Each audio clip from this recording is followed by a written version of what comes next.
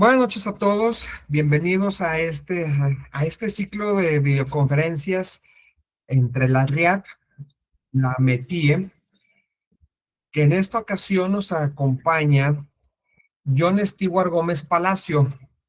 Para nosotros es un honor que nos estés acompañando, Stewart, la maestría en tecnología informática educativa. Pues hemos estado haciendo esfuerzos para tener esta serie de videoconferencias con diferentes ponentes de la RIAC. Y bueno, que ya tuvimos dos el año pasado con esta Evelyn y con Martín Pizarro. Y ahora nos acompaña Stewart desde Colombia y me voy a permitir dar una breve semblanza de Stewart. John Stewart Gómez Palacio es docente e investigador de la Facultad de Ciencias de la Educación de la Universidad Tecnológica de Pereira, Colombia.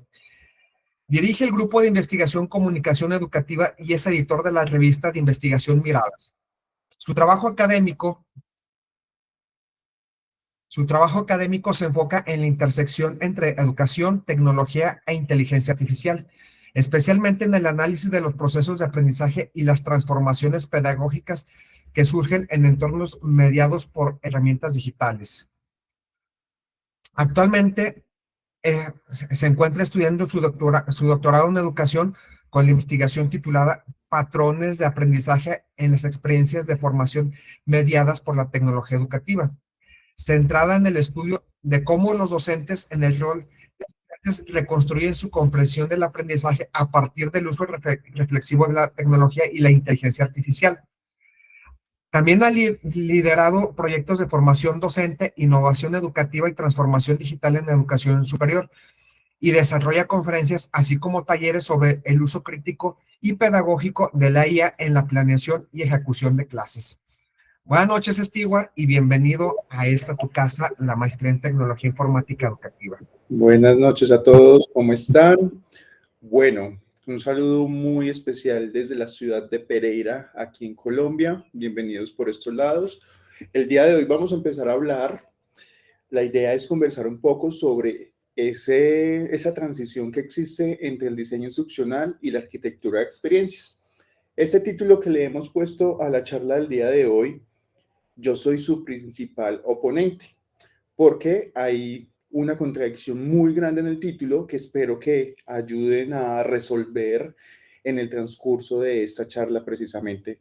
La idea es poder escucharnos, que no sea solamente mi voz la que suene por ahí, sino que podamos conversar un rato sobre diferentes situaciones.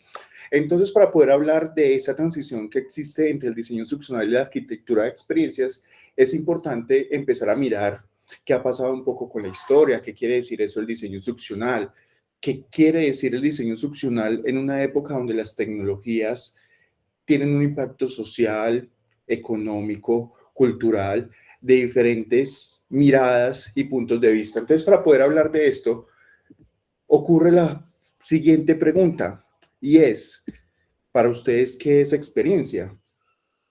¿Alguien me quiere ayudar con esa pregunta? Si quieren, levanten la mano, si quieren, abren el micrófono de una vez y nos escuchamos un poco. ¿Qué es una experiencia?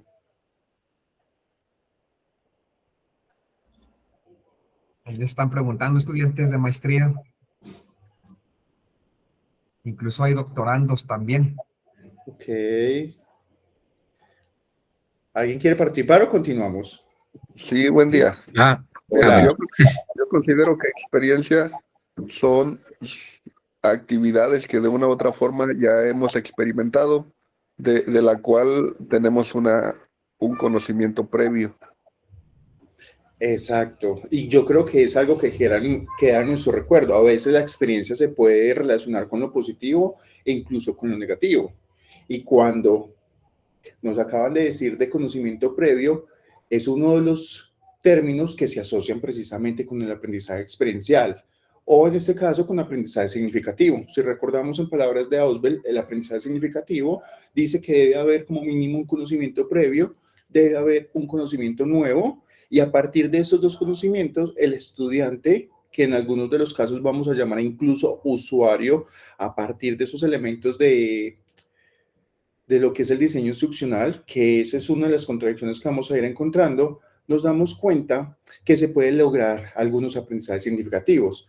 Pero si hoy en día hablamos tanto de experiencia, tanto en el mercadeo como en la educación y en otros ámbitos, ¿qué quiere decir la experiencia en un curso virtual? Por ejemplo, ¿cuántos cursos hemos visto que son bien diseñados y que es un buen diseño de un curso virtual?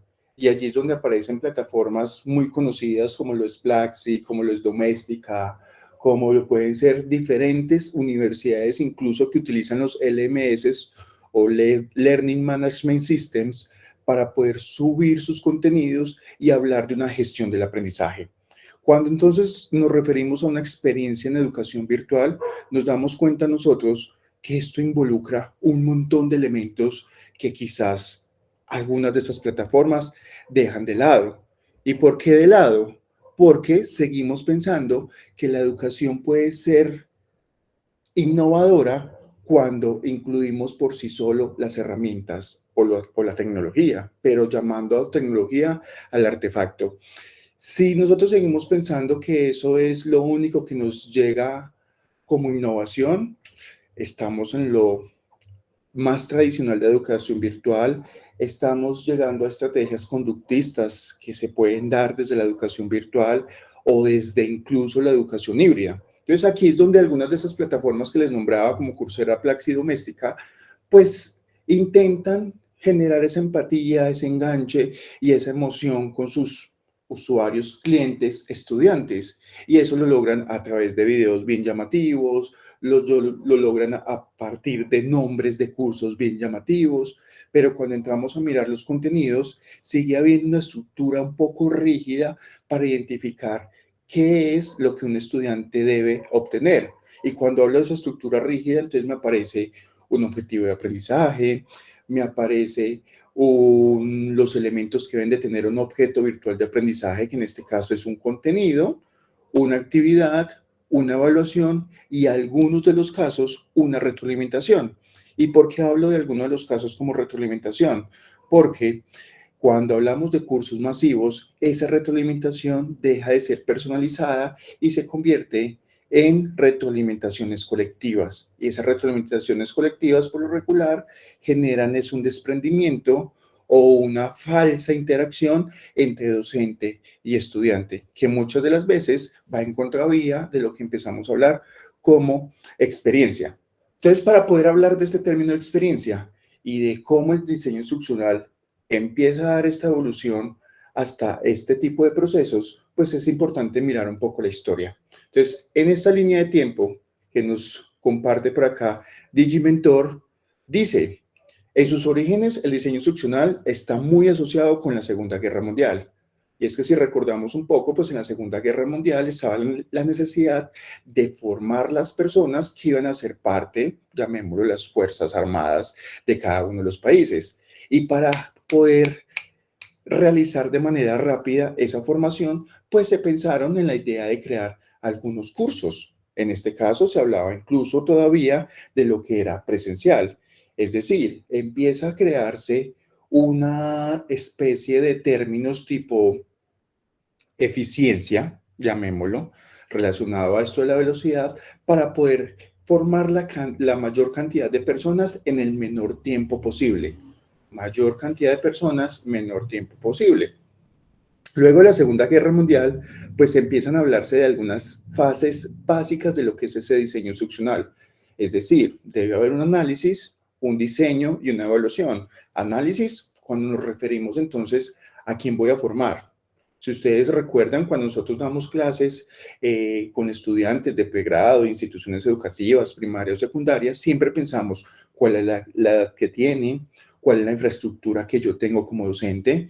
Tengo pizarrón, tengo una herramienta que me soporta desde la educación híbrida, tengo la posibilidad de que los estudiantes tengan computador, internet o que no lo tengan, cuáles son los conocimientos previos y todo eso hace parte del análisis. Luego ya llega el diseño y es que el diseño acá nos dice, oiga, si usted sabe, los estudiantes de primaria no van a tener el mismo conocimiento o capacidad de análisis y retención si yo utilizo palabras o conceptos que puedo comúnmente tener en un contexto de secundaria. o quizás los mismos colores que yo utilice en primaria no son tan óptimos para pensar en un secundaria. Y aquí determino cuáles son esos recursos que son más óptimos para poder lograr esa eficiencia. Y aquí empezamos a incluir el concepto de efectividad.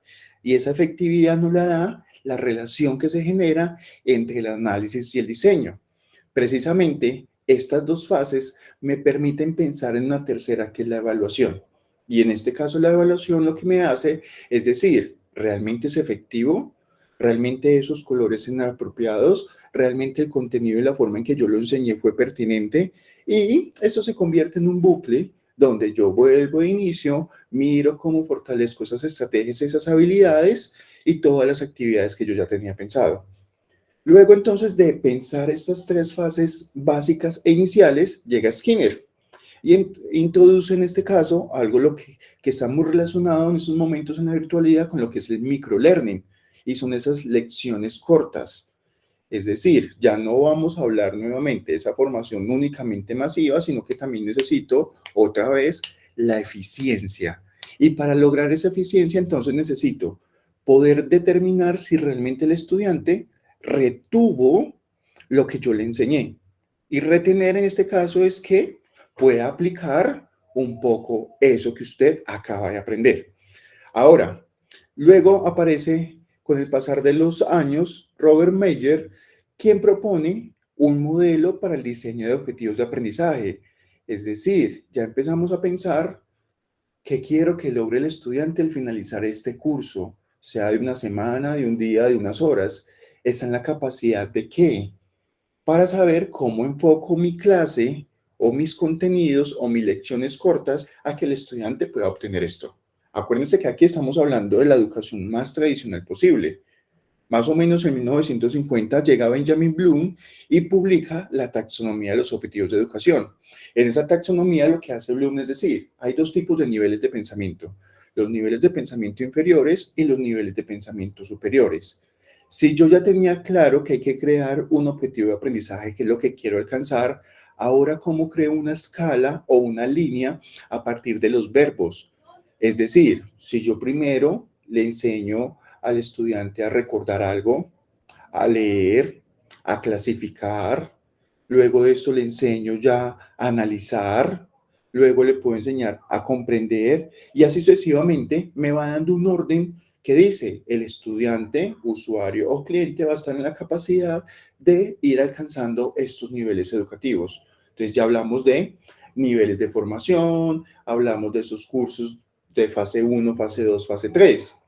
Esto entonces desde lo más básico, pero aparece Robert Gagné en este caso a decirnos, oiga, ¿por qué no hacemos esto mucho más claro? Es que no puede ser tan abierto de proponer únicamente un objetivo y según el verbo son los contenidos. John, no, lo importante aquí es crear unos elementos de instrucción, es decir, lo más conductista posible. Usted lo primero que hace es entrar al salón, se sienta, está en el puesto, escucha al docente y nada más.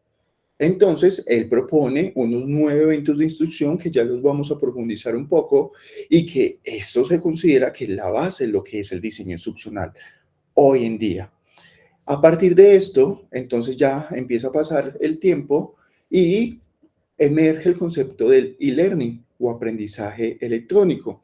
Y ese e-learning, entonces, también se adapta a esos 9 eventos de instrucción para que dentro de la virtualidad yo lo que pueda lograr es la ejecución de unos contenidos y que el estudiante retenga la información. Ojo con el término que les digo, retenga la información.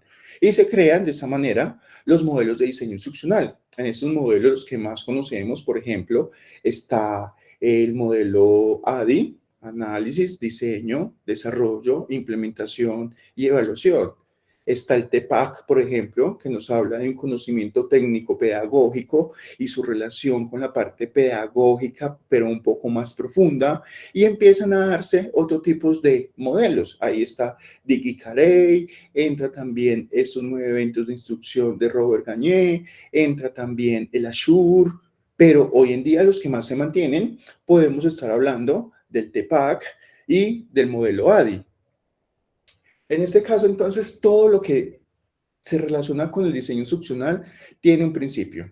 Y ese principio dice, primero, activemos los conocimientos previos, lo que nos comentaban hace un poco.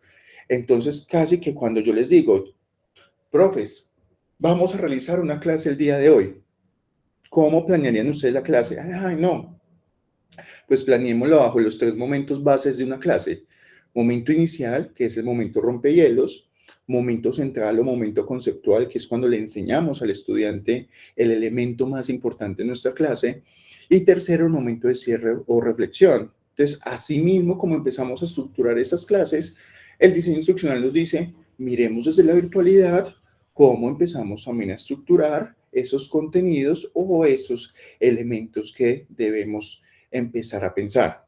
Aquí entonces entra un poco esa activación de conocimientos previos, entra la capacidad de captar la atención del estudiante.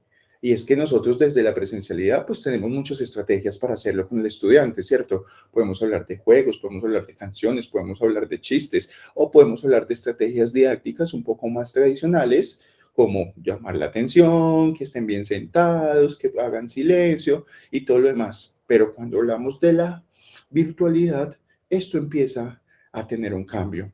Luego hablamos de una adecuación de esa carga cognitiva desde el contenido.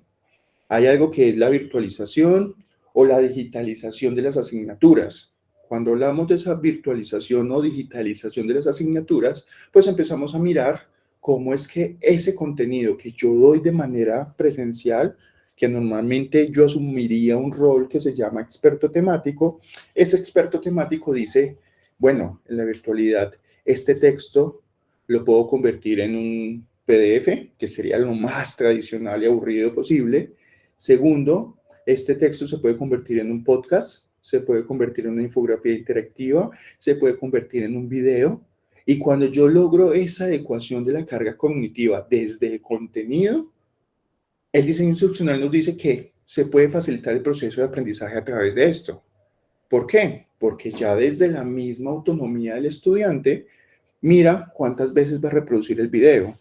Incluso existe uno de los errores más grandes entre la virtualidad y la presencialidad, es que a muchos de nosotros como docentes virtuales nos miden con la misma cantidad de horas que se desarrolla un curso presencial y al estudiante también. Entonces, ay no, su asignatura tiene un crédito. Necesitamos que en ese crédito usted le dé 12 horas de acompañamiento directo al estudiante. ¿Qué significa esto? La relación que se genera entre el estudiante y el contenido. Pero es que a mí, ¿quién me dice que colocarle un video a un estudiante de 5 minutos quiere decir que son 5 minutos que le resto a esas 12 horas de acompañamiento directo de clase? Yo no sé cuántas veces el estudiante ve el video, lo vuelve a reproducir para entenderlo, lo vuelve a reproducir para sacar características, lo vuelve a reproducir para comprender. Y normalmente en la virtualidad nosotros tenemos que pensar, que ojalá sea así, que el estudiante hace todo ese proceso desde los mismos verbos de la taxonomía de Bloom, con el contenido y con el material didáctico que yo estoy dando. ¿Por qué?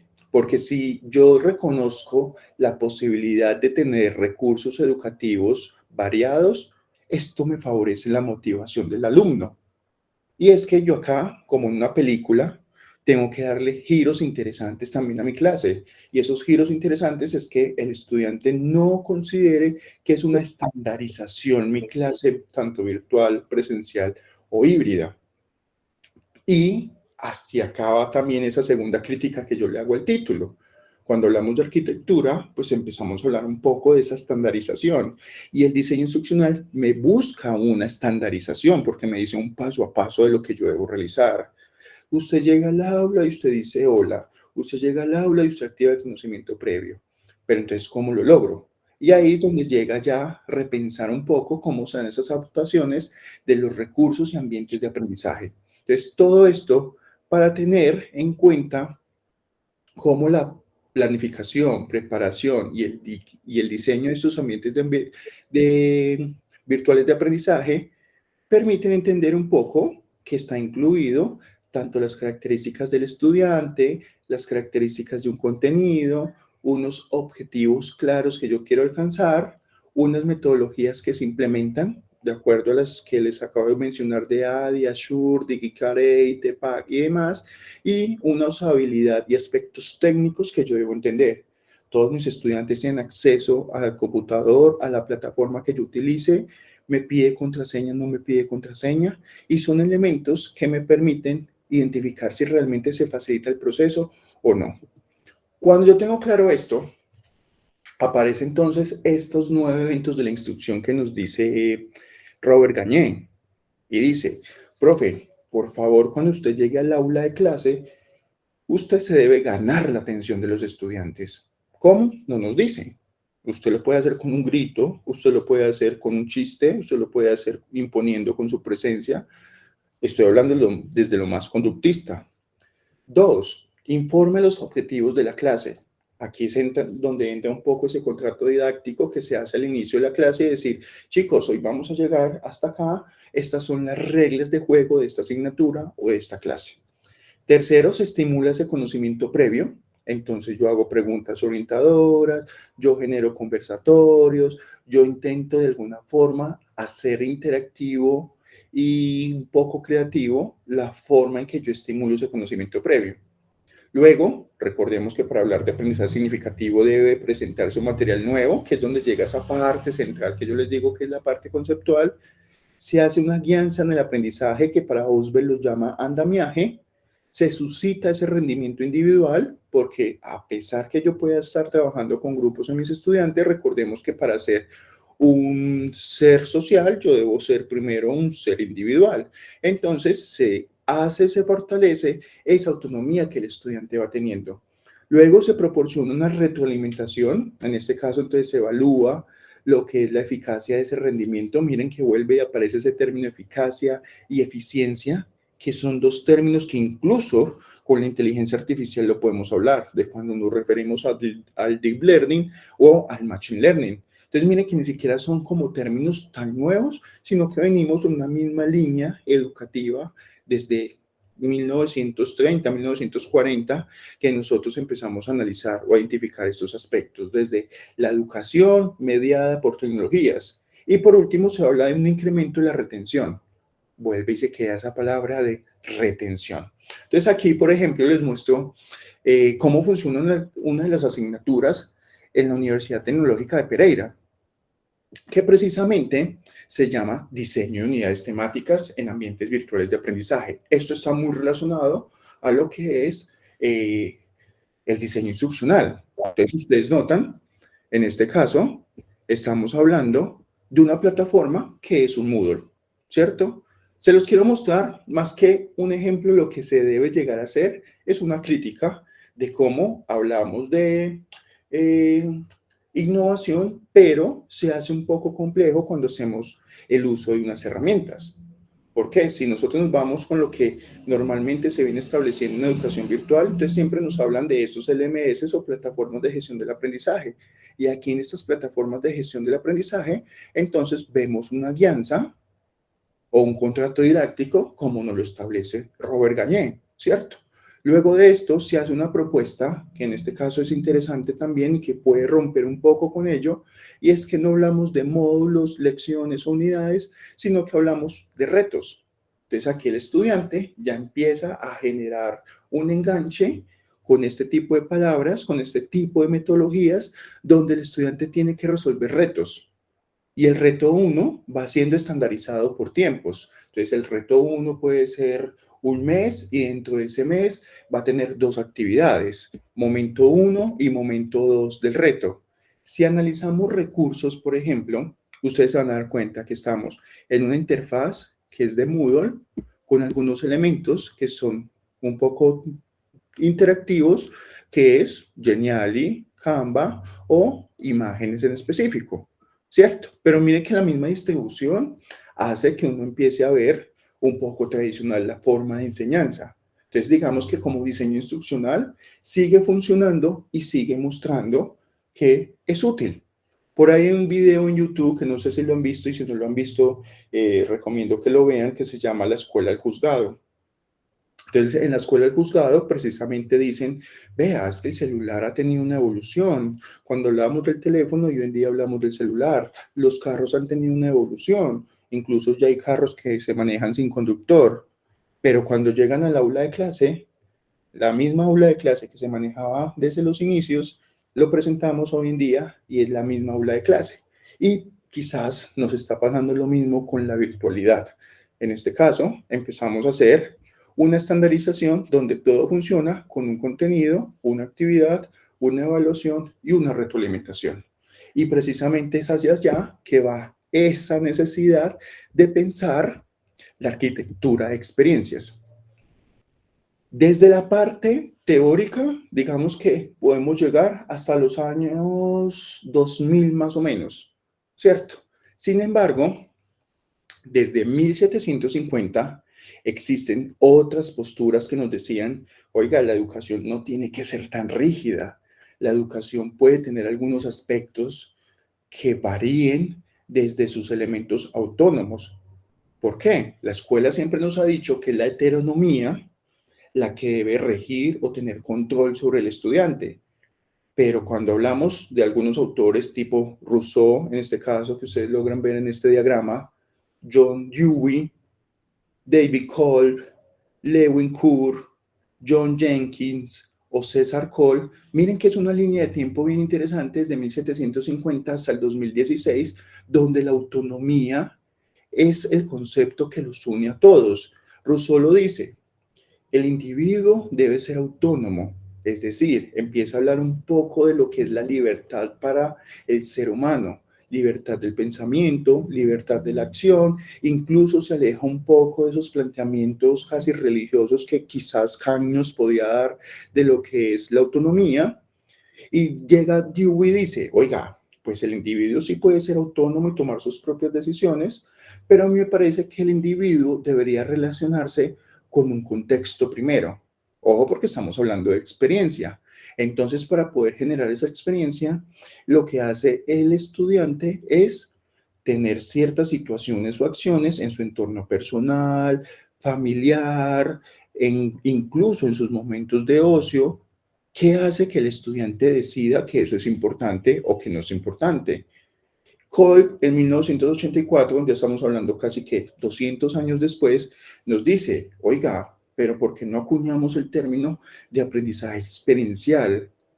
¿Qué es el aprendizaje experiencial? ¿Qué hace que esto no sea tan rígido y con una estructura estandarizada?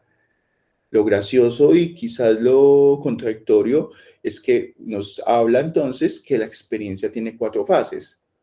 ¿Cierto? Digo que es contradictorio en el sentido de que hay unas fases establecidas que posiblemente si usted decide las utiliza o las implementa en cascada, pero él no lo propone como un bucle. Eso hace de alguna manera que ese bucle sea un poco más fluido, porque nos lo muestra tipo círculo. Entonces David Kolb nos dice, oiga, para yo poder lograr un aprendizaje experiencial en mis estudiantes, sea en la presencialidad y nosotros lo adaptamos a la virtualidad, debe haber una experiencia concreta. ¿Qué es la experiencia concreta? ¿Cómo va a presentar usted ese nuevo conocimiento? ¿Cómo va a generar que ese nuevo conocimiento sea algo concreto para el estudiante? Una lectura, un audio, un video. Pero todavía esa experiencia como tal, que es la presentación, no va a generarme nada todavía. Yo necesito que a partir de ahí se genere una observación reflexiva, se hace un acompañamiento con los conversatorios, con lecturas, con miradas críticas, con todos estos roles dentro del aula que permitan que el estudiante empiece a reflexionar sobre lo que está viendo o lo que está haciendo, para que él mismo comience a identificar conceptos emergentes. Esto que yo acabo de ver, ¿será que me sirve para la vida? ¿Será que este concepto entonces, ejemplo, el aprendizaje basado en proyectos, será útil de implementar en mi aula de clase? Y por último, si el estudiante ya tuvo esa experiencia concreta, ya reflexionó, ya conceptualizó, está en la capacidad de implementar lo que vivió. Entonces, en ese caso, se hace todo el círculo de lo que es el aprendizaje experiencial. Luego llega Core 4 años después y dice, oiga, pero ¿por qué no pensamos también en 2 elementos? Esto está pensado incluso desde el mercadeo, que es importante dentro del aprendizaje, y son las fuerzas restrictivas y las fuerzas impulsoras.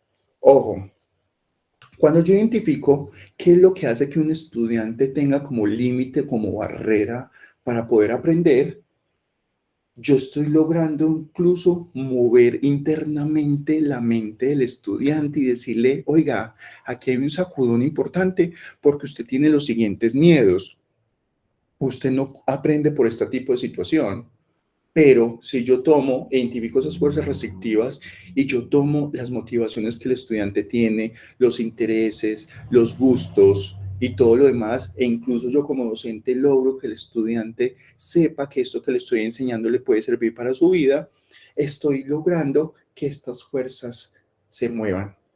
¿Por qué? Porque cuando estas fuerzas no se muevan, logran un congelamiento.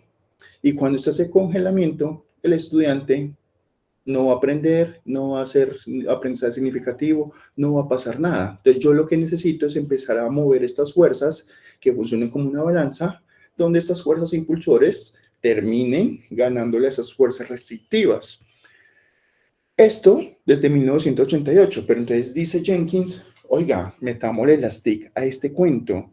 ¿Qué tiene que ver las tecnologías de información y comunicación si analizamos todo este panorama de la autonomía, de la heteronomía y el mundo virtual? Entonces nos dice, el individuo, ya no lo llamemos individuo, ya no lo llamemos estudiante, ya no lo llamemos cliente, ya no lo llamemos usuario, llamémoslo ciudadano digital. Entonces el ciudadano digital debe ser aquel que sea hábil o que tenga las habilidades del siglo XXI. Pero ¿qué son las habilidades del siglo XXI? Entonces aquí es donde se plantea que el estudiante o la persona del siglo XXI está en la capacidad de hacer una curaduría de contenidos, de hacer una consulta a través de la web, que tenga una relación con la ética al usar las tecnologías de información y comunicación. Es decir, que ese estudiante va a empezar a generar experiencias a partir del uso de la tecnología de información y comunicación. Ahí ya empezamos a hablar incluso de ese concepto de usabilidad. ¿A dónde va el uso de estas tecnologías? Y si lo analizamos desde la parte ética o desde otro punto de vista. Y César Cole ya acuña todos esos términos y nos dice, oiga, es que el triángulo didáctico debería tener algo importante en el estudiante. Y es que el triángulo didáctico dice que el estudiante, el docente y el contenido debe ser tan significativo para poder lograr un aprendizaje. Entonces, ¿cómo logro yo que ese contenido realmente sea significativo y sea llamativo tanto para el docente como para el estudiante? Que el docente esté en la capacidad de tener una interacción pedagógica con el estudiante y con el contenido. Pero asimismo que el docente está en la capacidad de hacer dos tipos de actividades, una actividad encubierta y una actividad manifiesta. Actividad encubierta. No, actividad manifiesta. Chicos, por favor, cojan sus celulares, descarguen ChatGPT y escriban qué es el diseño instruccional. Actividad encubierta.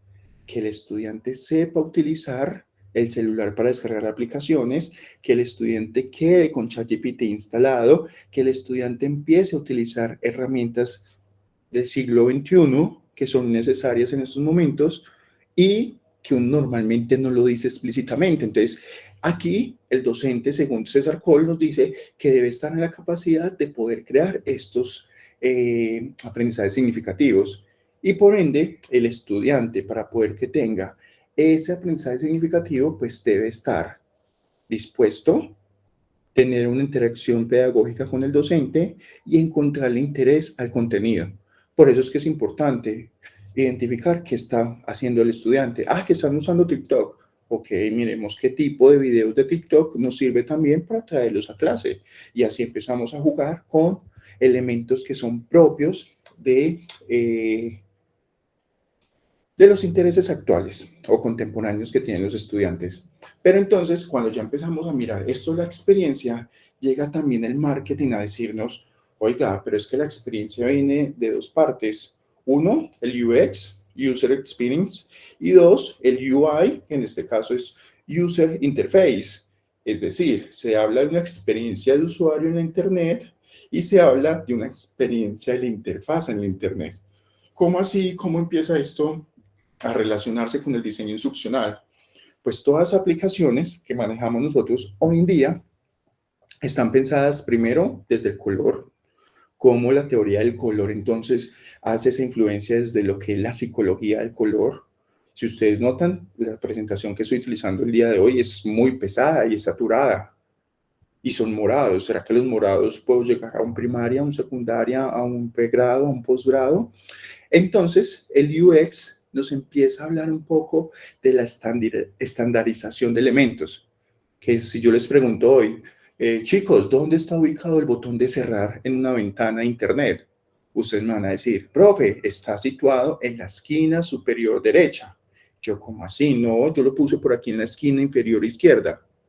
Pero ustedes me van a decir, profe, jamás, el icono de cerrar nunca debería estar ahí. Entonces, el UX lo que hace es estandarizar esos elementos para que sea mucho más fácil. Y recordemos que según diseño instruccional y experiencias de aprendizaje, la virtualidad de los cursos virtuales deberían tener menor posibilidad de scroll. Entre menos clics tenga mi curso o mi ambiente virtual de aprendizajes, más fácil e intuitivo es para mi estudiante.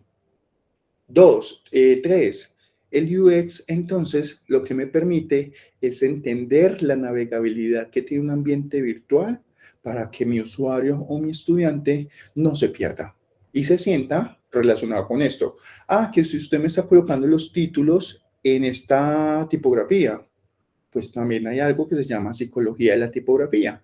Entonces yo debería respetar esa tipografía y en los próximos módulos seguir mostrando la misma tipografía para los títulos, por ejemplo. Entonces miren, vuelve y juega la estandarización. Pero entonces llega el UI que me dice, bueno, ¿qué otros elementos puedo hacer para que esa interfaz sea mucho más fácil y llamativa para mi estudiante? Entonces empieza a emerger un modelo instruccional diferente, que es el LXD o Learning Experience Design. Ese diseño de experiencias del aprendizaje le da un vuelco a todo lo que es el diseño instruccional y nos dice, empecemos a mirar entonces cómo pensamos la construcción de cursos virtuales desde una mirada diferente, desde una perspectiva alterna a lo que nosotros normalmente estamos acostumbrados. Entonces dice, el XD no es un modelo de diseño instruccional, sino un enfoque de diseño, ojo, centrado en la experiencia de aprendizaje. Recordemos que el diseño instruccional estaba centrado en el contenido y en los pasos de las instrucciones para construir un curso. Aquí me está hablando que el Learning Experience Design está desenfocado en la experiencia de aprendizaje. Y para hablar de esta experiencia de aprendizaje, pues se articulan tanto modelos pedagógicos, tanto modelos de diseño y tanto tecnología. Entonces, ¿qué es la vanguardia hoy en día? Hablamos de la posibilidad de un aprendizaje experiencial, que es la base de todas estas metodologías activas contemporáneas, donde hablamos de aprendizaje basado en problemas, aprendizaje basado en proyectos, aprendizaje basado en juegos, en retos, gamificación y un montón de elementos que están siendo muy mencionados en la parte educativa. Entonces, lo que hace es este Learning Experience Design es coger esos elementos y articularlos con este diseño instruccional, con los recursos educativos actuales. ¿Por qué digo actuales? Porque posiblemente los recursos educativos que yo les nombre hoy, el día de mañana, ya son obsoletos. Hoy hablamos de inteligencia artificial, entonces la mayoría de recursos educativos deberían en estos momentos estar enfocados en aquellas herramientas de inteligencia artificial generativas de texto, de imágenes, de audio, de video, de planeaciones, de presentaciones, de mapas, de líneas de tiempo, etcétera, etcétera, etcétera. Entonces, lo que hace este Learning Experience Design es usar la emoción del estudiante, porque recuerden que desde el procesamiento del lenguaje natural incluso hay ciertos análisis de los sentimientos y de las emociones de los estudiantes o de los usuarios que me permiten a mí identificar cómo puedo jugar desde la interfaz o la experiencia de usuario con esas emociones del estudiante. Luego, un feedback un poco más efectivo. Acá hablamos de una personalización, de una adaptación más hacia las necesidades de cada uno de los estudiantes. Ahí puedo hablar un poco incluso de, no sé, un Duolingo. La experiencia de usar una herramienta tipo Duolingo es totalmente diferente para mí que para otra persona, porque vamos a estar en niveles diferentes, las preguntas van a ser diferentes, la retroalimentación es diferente, hay elementos incluso conductistas allí, porque existe la racha para que usted pueda entrar todos los días casi que obligatoriamente, existe la insignia como una especie de regalito por usted hace las cosas bien o de galletica porque usted hizo la tarea bien el día de hoy y desarrolló el laberinto como las ratas de laboratorio normalmente que hacen esta relación. Y aquí lo que es la interacción, el ritmo de aprendizaje, pues es totalmente importante. ¿Por qué? Es un modelo complejo en el sentido en que se debe adaptar a cada una de las necesidades y ritmos de aprendizaje de los estudiantes. Pero lo que hace este tipo de diseño, ya no lo llamo ni siquiera instruccional porque sería contradictorio hablar de instrucciones aquí, es que el estudiante viva y sienta una experiencia de aprendizaje. Y la pregunta es cómo se puede vivir entonces una experiencia de aprendizaje realmente desde la virtualidad y desde lo presencial o lo híbrido. Y no es lo mismo yo plantear una clase o un conversatorio, en este caso 100% sincrónico, donde hay una presentación, yo tenía unos videos y tenía la posibilidad de interactuar, pero me toca adaptar ciertas estrategias porque se hizo un diagnóstico al inicio, donde yo hice una pregunta y hubo silencios. Entonces yo dije, pues madre, ya aquí me toca hacer algo un poco más tradicional, porque de pronto la interacción, de alguna manera, en mi diagnóstico no funcionó tanto, ¿cierto? Entonces, desde lo virtual sincrónico se adaptan las estrategias de acuerdo a el público, las situaciones que se van viviendo. Pero en lo virtual asincrónico, yo no puedo subir solamente este video y ya. Yo tengo que mirar cómo este video puede ser parte de análisis y de comprensión para crear una experiencia. No sé, asumo o reconozco recursos tipo video quiz, donde en algún momento de la exposición van saliendo preguntas de lo que se va haciendo, o se dice que el estudiante con base a este video tiene que desarrollar un podcast, se va a Notebook LM y le busca del diseño instruccional a la arquitectura de contenidos o de experiencias y genera un podcast, por ejemplo. Y si lo hago híbrido, pues quiere decir que a partir de lo que están haciendo de esta manera sincrónico, van a tener que realizar un entregable que luego suben en una plataforma.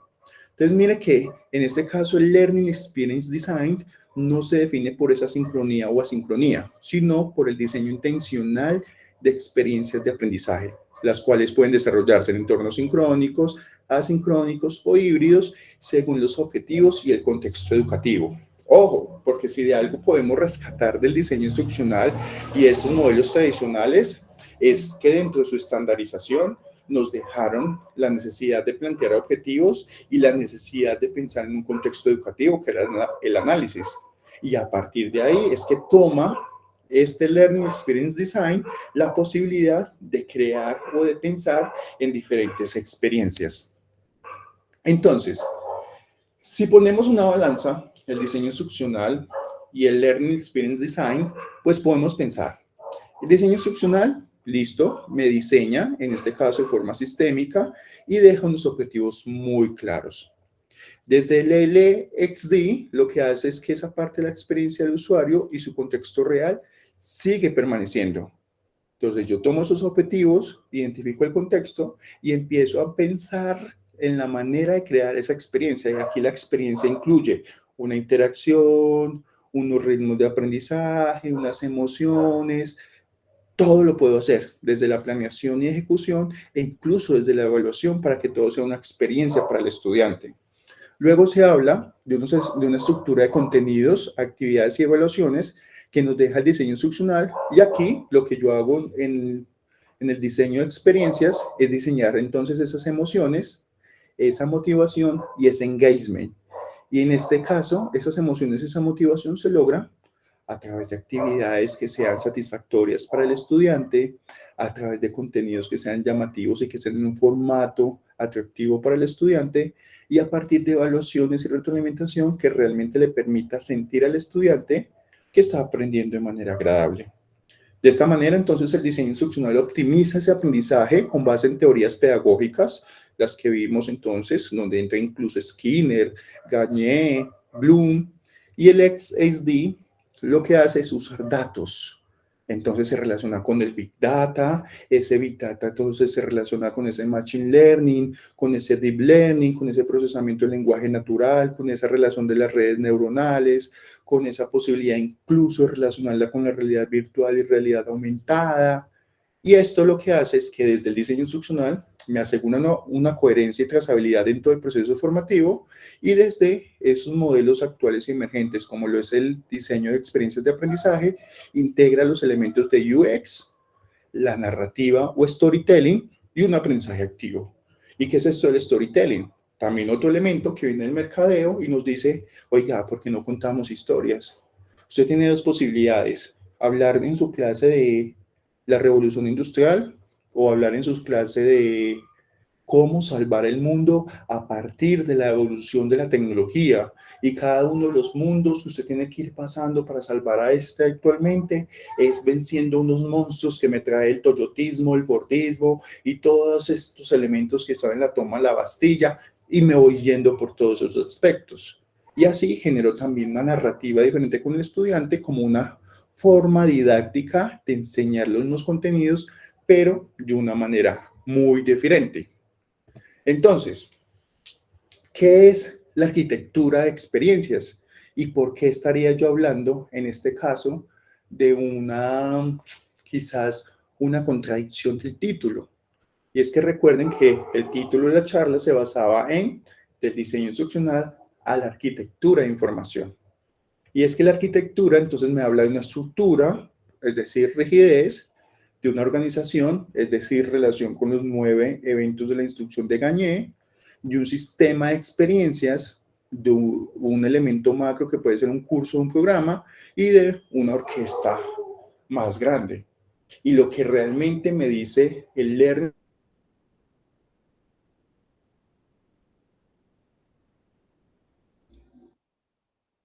Por ahí se nos desconectó Stewart. Yo creo que tuvo por ahí, se le acabó la pila, la batería de de la computadora. Hay que esperar a que se conecte. Por aquí andamos.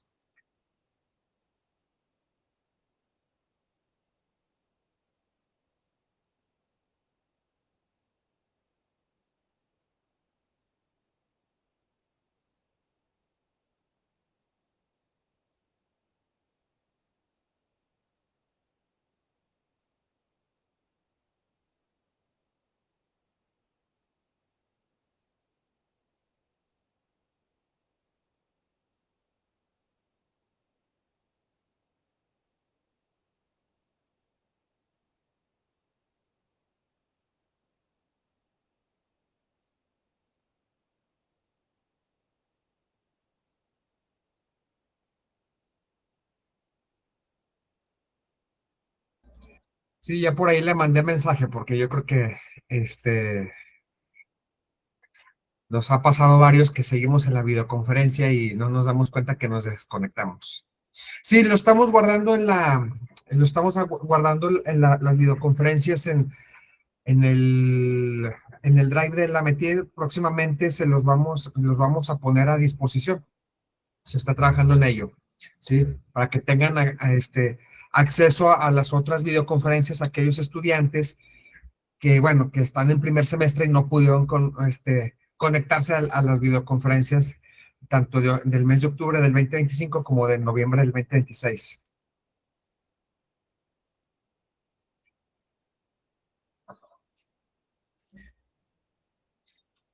Entonces estamos al pendiente.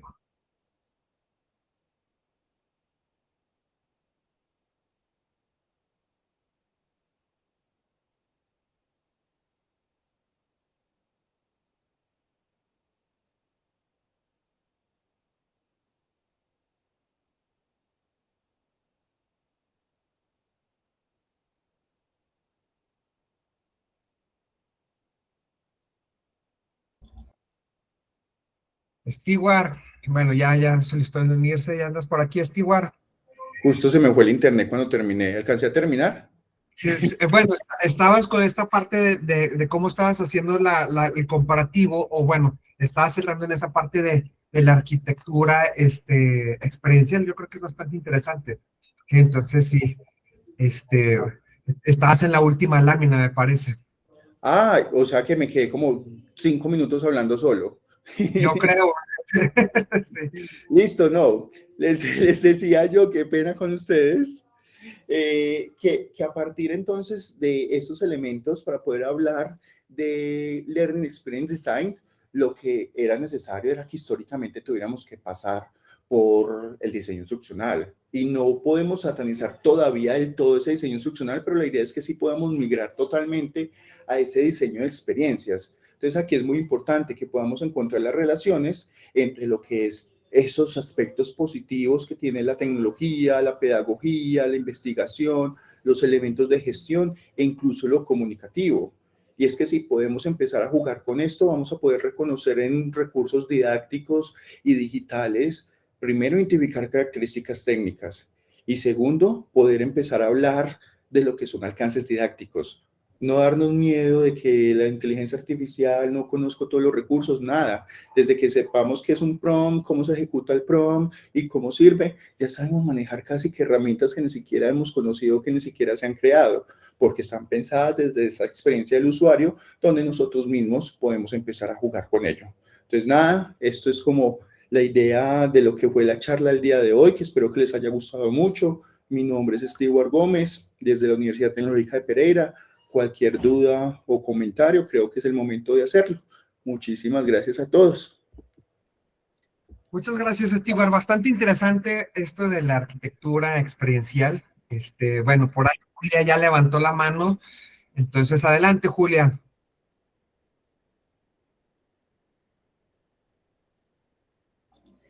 Perdón, no, pues muchas gracias. Sí, muy interesante. Sin duda alguna, yo creo que todo lo que abarca las clases en línea, la información vía web, pues es muy importante que lleve una estructura, ¿no? Lo que es el diseño estructural, yo creo que sí, siempre lo he considerado como la parte más importante de tener este proceso para llegar a que el conocimiento llegue a los alumnos. Pero sin duda alguna, pues muchas gracias por esta plática. Con gusto, Julia. Adelante, Silvia. Por ahí también Silvia ya levantó la mano. Adelante. Una preguntota nada más. ¿Qué pasos nos sugerirías para migrar un curso tradicional con diseño instruccional a un diseño LX? Ahí se me fue la otra. Está compleja la pregunta, Manuel, porque precisamente si yo le empiezo a hablar de pasos, me estaría contradiciendo incluso lo mismo. Y si volvemos a hablar de pasos, volvemos nuevamente al diseño instruccional. Ahora, ¿cómo hacemos para hacer esta migración? Pensar en experiencia. Entonces, la experiencia es cómo quiero que el estudiante se relacione con el contenido o cómo logro el objetivo que tengo pensado en mi curso de una manera diferente. Es decir, cómo le creo a él la posibilidad de pensar en un reto, en un juego y que todo mi curso sea un juego. Entonces, el módulo 1 va a ser el mundo 1 y lo que él tiene que hacer es que Mario Bros pase ese mundo. Y para poder pasar ese mundo, entonces tiene que realizar X acertijos, X retos, X posibilidades. ¿Cómo hacemos uso de todos los elementos que nos está dando tanto el mercadeo y la educación para pensar en ese storytelling, para pensar incluso en ese uso y clasificación de recursos educativos que sea útiles y pertinente para ellos? Entonces, si la educación hoy en día nos dice que debe estar centrada en la experiencia, es cómo bajamos el control del contenido, de lo que nosotros tenemos, tipo PDF o textos, en el estudiante. Entonces, chicos, hoy vamos a aprender sobre la célula. Entonces, para aprender sobre la célula, necesito que ustedes me ayuden. Primero a investigar y luego me van a hacer un podcast. Pero ¿cómo así, profes? Normalmente la clase no es que usted venga y nos explique eso. No, aquí ya el rol del docente pasa a ser un acompañante en ese proceso donde ellos construyen, descubren y ellos mismos hacen la planeación, ellos mismos hacen la ejecución, ellos mismos hacen el producto. Entonces, esas habilidades que les decía yo hace un momento del siglo XXI nos está diciendo que el cambio de la educación no debe estar pensado ni en los contenidos, ni en ese rol de control del docente, sino en la posibilidad de que el estudiante sea el que empiece a hacer. Y pensamos aquí entonces si es sincrónico, si es asincrónico, si es híbrido. ¿Qué es complejo? Sí, pero en estos momentos tenemos dos opciones. Seguir con lo tradicional, donde yo le digo, chicos, hagamos un ensayo sobre la célula y ellos me lo van a hacer en 2 minutos con inteligencia artificial, o les digo, chicos, venga y miremos cómo hacemos en conjunto algún elemento que se relacione con la célula. Entonces, miren que el mundo, lastimosamente a nosotros como docentes, nos han dicho que nos tenemos que reinventar, y esa palabra nos la estamos escuchando desde la pandemia horrible, pero lastimosamente tenemos que seguir reinventándonos para poder que la educación logre esas evoluciones que estamos pensando. Gracias. Un gusto. Muchas gracias, Esteban. Adelante, Fernando. ¿Qué tal? Buenas noches. ¿Me escucho? Sí, Fernando. ¿Qué tal? Bueno, pues primeramente saludarlos a mis maestros, Víctor, Glenda, egresado de la maestría ahí. Maestro Edward, excelente disertación. La verdad, creo que es algo muy importante lo que mencionan, ¿no? Nosotros que trabajamos en el desarrollo de software, vemos mucho la parte de la experiencia de usuario. Y ahorita que hablabas de cómo el diseño instruccional se va adaptando ya a la experiencia del usuario, ya no son temas nomás ahí, unidad 1 y pones el documento y la respuesta, ¿no? Sino que ahora con la inteligencia artificial, eso que decías, a ver, el ensayo, pero ahora lo van a hacer pues mucho más rápido a lo mejor, pero ahora ¿cómo lo van a comprender? Pues hagan un podcast, hagan un juego gamificado, hagan algo más donde ya se genere el producto y la experiencia del aprendizaje sea mucho más agradable que solamente hacer el ensayo, que solamente leer o que solamente hacer ciertos elementos, ¿no? Creo que es bastante bueno lo que mencionas y es algo en lo que los que trabajan en la parte del diseño instruccional o en la parte de educación en línea se tiene que ver en la actualidad, ¿no? Y es algo a lo que vamos a evolucionar, que van a evolucionar los maestros a distancia, educación en línea, cómo hacer el contenido del aprendizaje más agradable para el estudiante, que haya una experiencia adecuada, que se sienta que se están formando, que sienta que están aprendiendo, y no solamente pues leer, ¿no? Creo que sí es algo muy relevante y muy importante lo que dices. Te felicito por la disertación, ha sido muy buena y de mucho aprendizaje. Gracias. Saludos. Saludos. Ahí yo quiero decir algo, incluso, por ejemplo, desde la parte conductista yo puedo decir, chicos, necesito que todos enciendan la cámara, ¿cierto? Ahora, desde la experiencia, debería ser una opción elegible que usted decida si pone la cámara o no. ¿Qué puede pasar?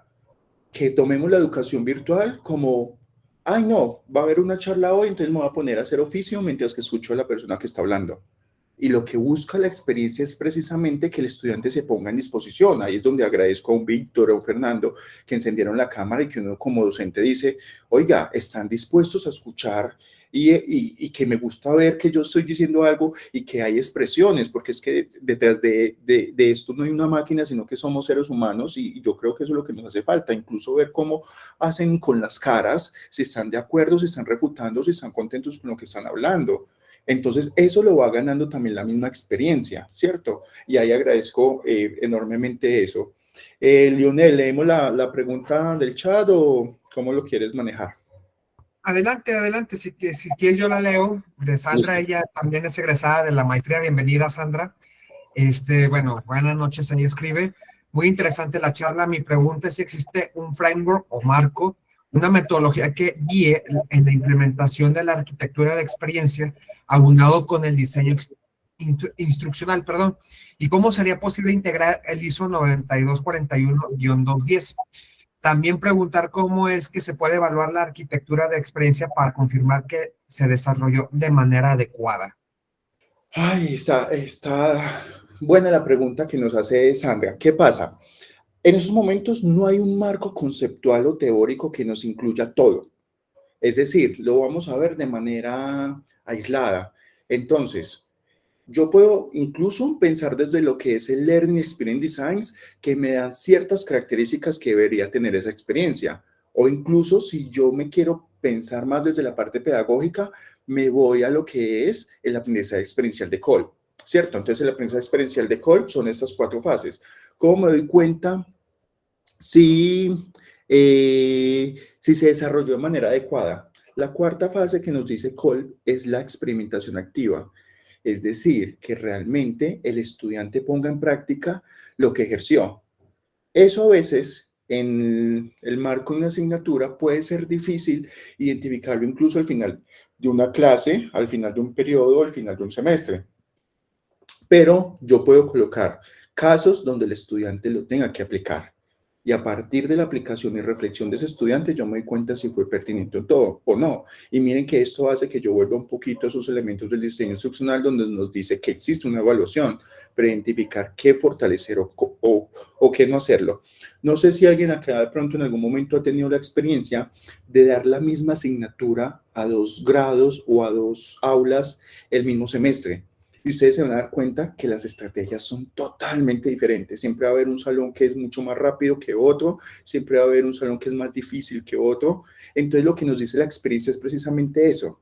Es difícil estandarizar porque las emociones, gustos, intereses, contextos son totalmente diferentes. Exactamente, todo trabaja distinto. Y como trabaja distinto, incluso hasta los mismos chistes que nosotros hacemos de docentes en un salón, en el otro no funcionan y nadie se ríe.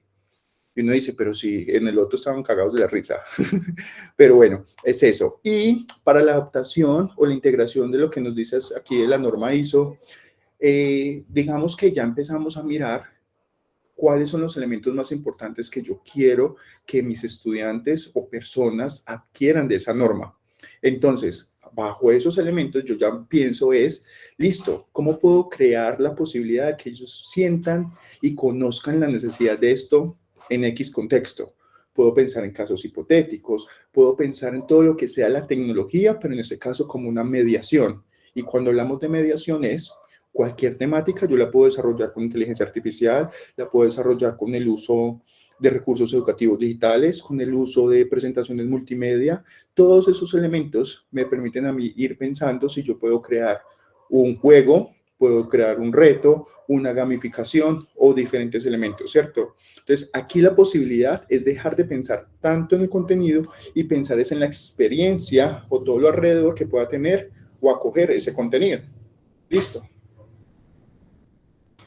Muchas gracias, Stewart. No sé si haya respondido tu pregunta, Sandra, por ahí. De nada, Sandra. ¿Alguien más? Por aquí nos acompañan varios docentes de la maestría y también otros compañeros de otras maestrías de la propia unidad. Está la doctora Laura Rangel también. Bueno, Steve, adelante. ¿Quién más? ¿Hay alguien abrió su micrófono? Hola, buenas noches. Adelante. Bueno, pues yo soy estudiante del primer semestre. Apenas estamos aprendiendo todas estas nuevas tecnologías y no me queda más que agradecer.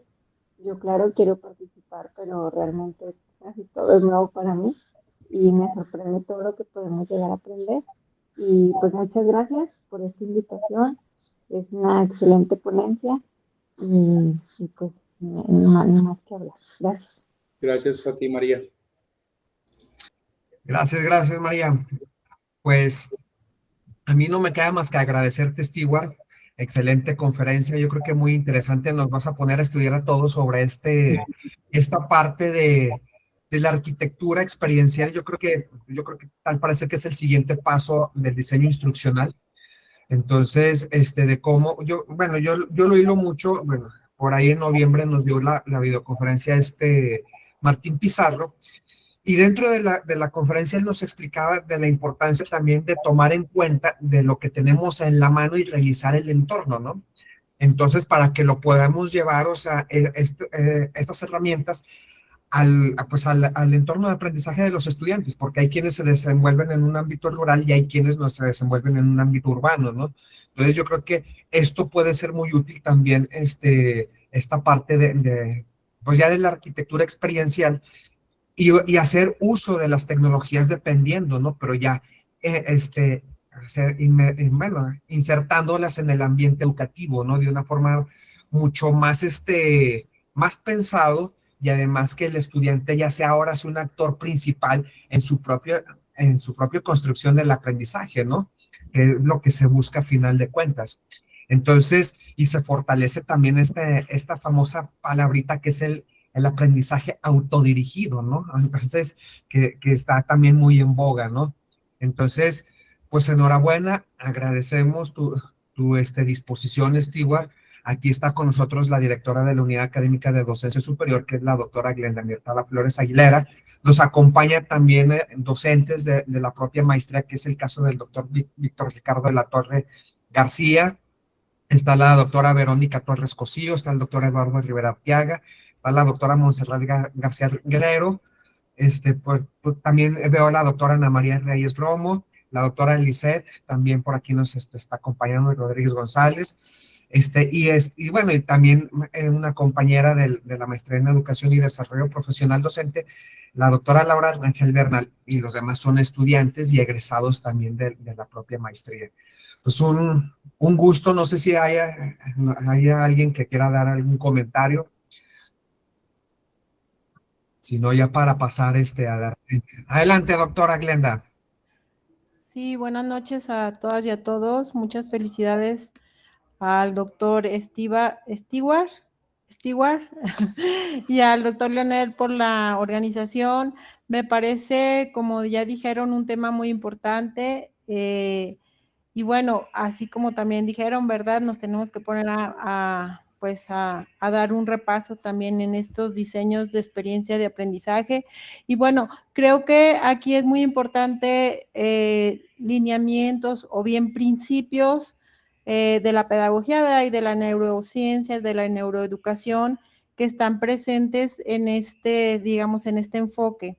Y bueno, ahí ya dijo Fernando, dijo las emociones, la gamificación, todas estas metodologías activas que están presentes ahora en día y que bueno, debemos de traer digamos, al diseño, ¿verdad? Al diseño de nuestros cursos, al diseño de nuestras clases, estas metodologías activas que bueno, ponen en el centro al estudiante. Y bueno, pues felicitarlos, ¿verdad? Y bueno, ojalá que en un futuro pues tuviéramos un tallercito más a fondo o que aquí nos viniera a visitar Stewart y para ya hacer el tallercito y bueno, un taller en forma para que pues hagamos ya la práctica, ¿verdad? Ya nos pongamos manos a la obra y bueno, pues sería bienvenido.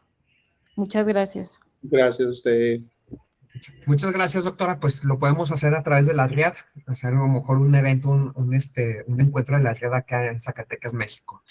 Y antes de darte la constancia, igual también quiero agradecer la presencia de la doctora Marta Susana Hernández Larios. Se me estaba pasando Susi, te ofrezco una disculpa. Aquí nos estás acompañando. Entonces, pues bienvenidos a todos. Entonces me voy a permitir compartir la constancia. Un segundo, por favor. ¿Dónde la tengo? A ver. Aquí está.